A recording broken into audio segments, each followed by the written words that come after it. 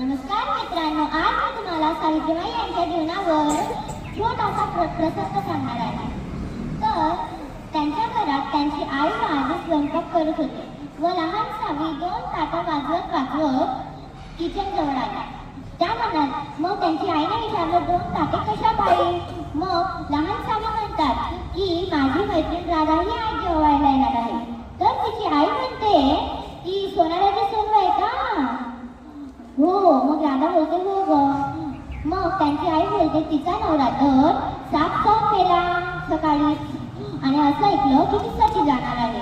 मग सावित्री आई म्हणतात, सती म्हणजे काय?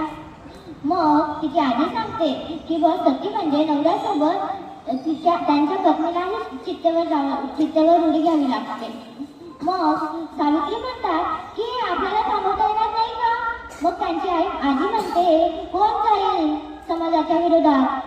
मग सावित्री आई पडत जातात. तिथं त्यांच्या पतींचे अंत्यसंस्कारच होत होते. मग तिथं लहान सावी म्हणतात, थांबा. पंडित म्हणतो, का थांबा?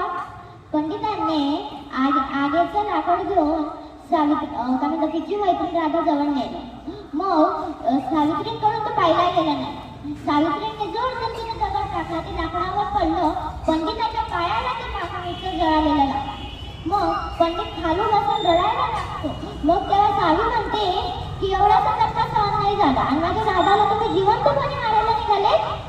मग असे सावित्रीबाई यांनी राधाचे प्राण वाचवले. जय जय जय.